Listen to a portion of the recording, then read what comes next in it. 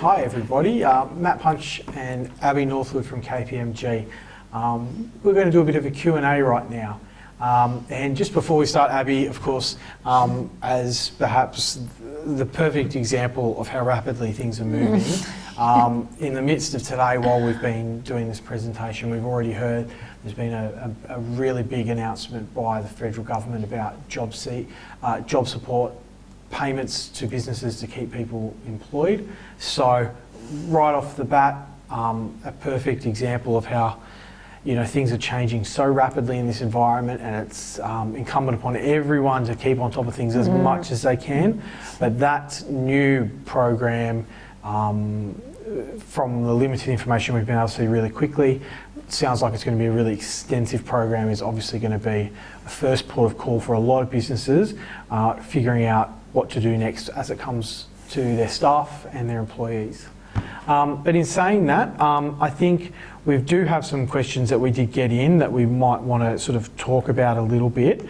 I think, I might start off actually with Andrew from Catherine. I think this is more of a question for you, Abby.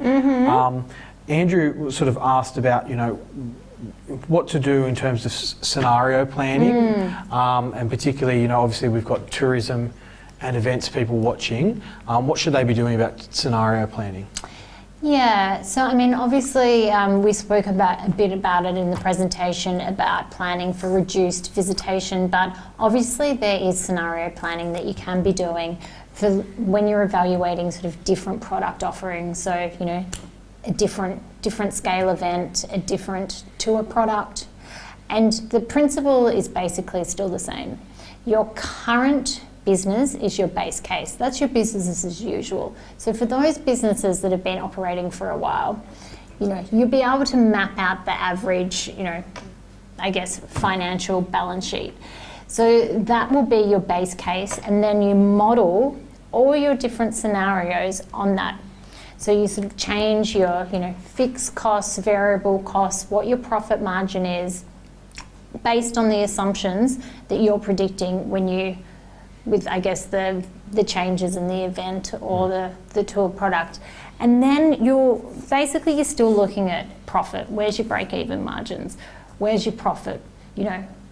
That pretty much should inform which options you should go with and which you shouldn't. If you're not predicting it's going to break even, or then it's could be quite clear, or just knowing what could be the most profitable and whatnot. But the principle is still the same with scenario planning. Thanks, Abby. I think next one, I might take this one next, if it's okay. But we had a question from Susan from Darwin about what is likely to help for people approaching banks about refinancing, and whether that's sort of additional material and support materials. So obviously what we're seeing right now is people and businesses talking to their banks. Every individual and every business should be talking to their banks right now about their current financial circumstances and their balance sheet and their position when it comes to the banks. The straight up answer to the question is that it's going to depend on every business being different and every circumstance being different in terms of how the banks work.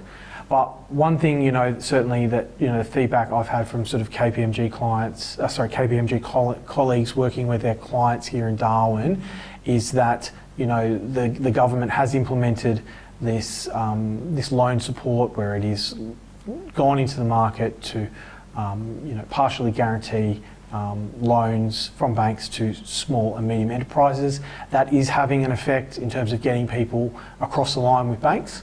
Refinancing might be slightly different in terms of a bank is always, no matter what, going to look at your debt position as it is. And again, a key thing, number one, if you're talking to your bank, to do that, that's great. But secondly, if you are getting a loan from your bank, it is a loan. It's going to have to be repaid at some point in time. So you've got to keep that front in mind, even if it is a 6-month interest-free period, or it's at a very, very commercially competitive rates in terms of finance. So I think a conversation a lot of people are going to be having, Abby, is with their banks. Yeah, And I think that sort of ties into the scenario planning with the debt as well. Yeah. You've really got to be looking ahead and figuring out if you can pay back that debt once the market bounces back, and whether the products that you're putting out there will sort of generate enough income Yep. so you're in a position to do that. Yeah. On that point, Abby, just quickly, one thing we cover in the presentation, but Abby might be able to explain a little bit, is the program that Tourism NT are working with KPMG on in terms of looking at the financials for businesses. Do you want to give us a bit of a bit of an overview of what that might look like in terms of what's on offer for people? Yeah, as discussed earlier, it will really be tailored and focused on what your business stresses are and what your key priorities are, and we will be flexible to that. Obviously, we are predicting, just from what we're hearing and what we're seeing, that cash flow is the number one stress at the moment. With cash flow, it's looking at, and it goes to sort of Matt's presentation and the immediate action, it's really looking at your variable costs. So we'll be going through the financial information that you provide and really looking at that, what are your fixed costs, what are your variable costs, where can you be making some changes that is going to increase the cash in your business to get you through this period of reduced visitation and reduced business.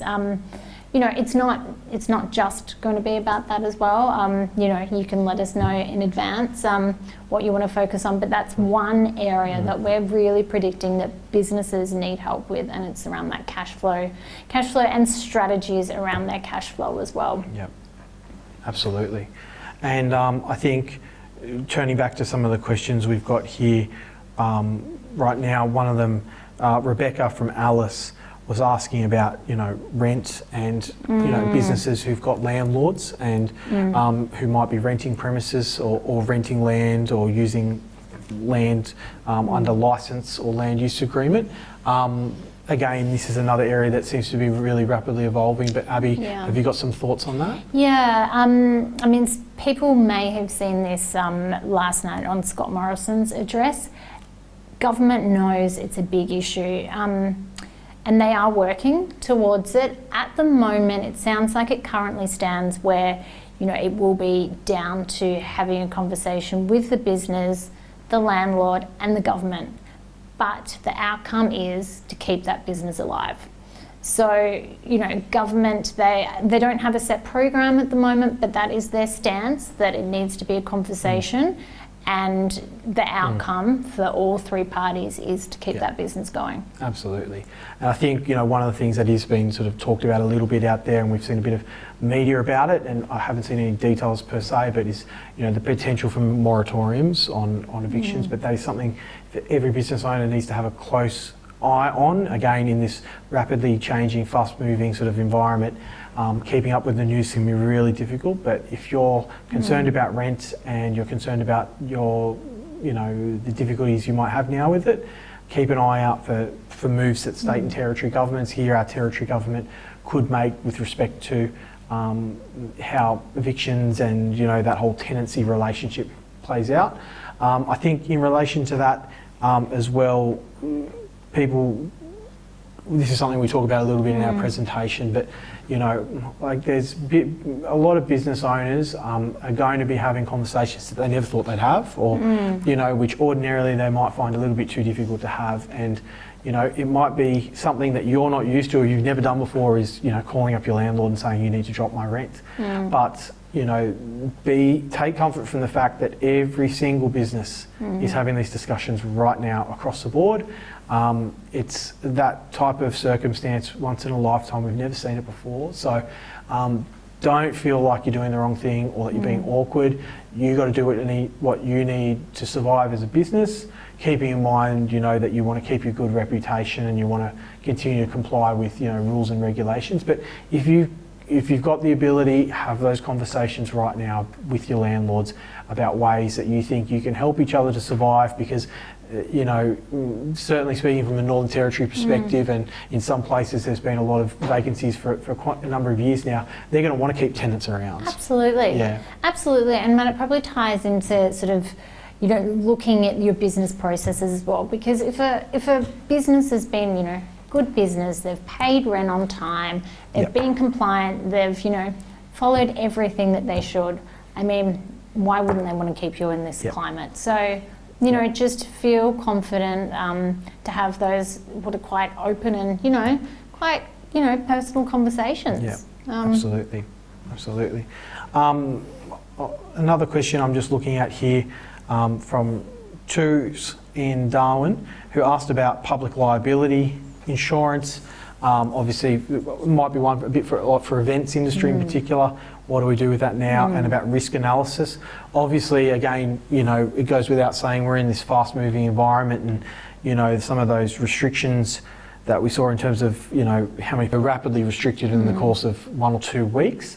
One of the things we say in the presentation is that every business right now, in terms of understanding and dealing with this worldwide economic crisis, check your insurance. And when I say check your insurance, understand what coverage you've got, okay, and that it's up to date. Now, some businesses might look at their insurance circumstances and think, oh, things have changed in relation to what we're doing. We need to go talk to about what we do with our insurance going forward. But for a lot of people, it might be one where it's already prepaid, and keeping it going is something that's got to be done anyway. I think in terms of the environment we're in now, where the risk level that a lot of businesses are dealing with is heightened to an extent that we've never experienced before. Keeping your insurances going and make sure you're covered for the circumstances we're in right now is something that businesses should be looking at, definitely. I think in terms of some of the questions, I think a really good one actually to end on here came from Marilyn and Alice, Abby, and I think one of the things to talk about with her from her perspective is what happens in the recovery phase. Like, what does that look like, and what do you think the challenges might be on the other side of this? Yeah, so as we touched on at the end of the presentation, recovery is going to look different for everyone. Just thinking about it from probably the NT context and, what the market's going to look like, as we said, it's going to be local and inter-territory first. While there's unfortunately a lot of people losing their jobs or, changed employment environments, there's also a lot of people that are working at home. Take the NT government for an example, largest employer in the NT. A lot of people are working at home, and they're not spending as much money on things to do because there's not much to do other than stay at home at the moment. Let's be honest. So they will have more discretionary income. So a strategy could be, do you have a product or a service that people might want to book into in advance once they start to feel a bit more confident, the restrictions relax a little bit, and they're looking forward to doing something. Like, do you have something that you could offer them? Obviously domestically this is the same. I touched on that international is going to be take the longest. So if your product is or event is really primarily targeted at international visitation, you might just need to relook at it and refine it to see how you can be offering it a bit more for Australians, the local market, the territory. I guess no one does know what the industry is going to look like, other than most people are predicting that it will look different, and probably the way that we behave is going to be different as well. It does tie back to the point I was making there about doing your research. Really research what's happening, what the markets are. One thing that we probably didn't touch on, Matt, that I might now, is we only really listed the government programs that have been put in place to in light of the corona crisis. There is also a number of other government programs that already exist, especially with the Department of Trade, Business and Innovation. The Small Business Champion Unit, if you haven't heard of them before, that are designed to help businesses, with that business planning, the strategy, a number of different, things that you really should be doing in your business anyway. So maybe there's a time to sort of, re-look at that as well and use some of the existing programs that are already in place as well. Absolutely, and I think there is a range of support there.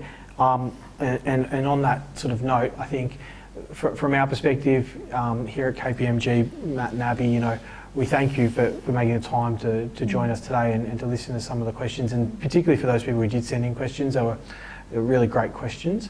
What we've tried to present today is not individual legal advice or financial advice. What it is, but is something that we hope is a practical package of information and tools that you can take away and use following today's video in your business and think about what to do next and the best way to approach doing that next. Like Abby said there's a wide range of government programs, and there's also a wide range of people you can talk to. So whether you feel you need help, ranging from your well-being through to your business's health, through to what you do in the months or in years to come, speak to people, talk, whether it's advisors, whether it's people from government, whether it's anyone else that you need. A lot of contact information in our presentation. Feel free to look at that, jot those numbers down, and we very much hope that we all come through this this crisis event as well as possible, and that on the other side we've got a vibrant tourism and events industry that will come back to life rapidly and with all the wonderful colour and imagination that we see every year. So once again, thank you very much on behalf of us, and thank you to NT Major Events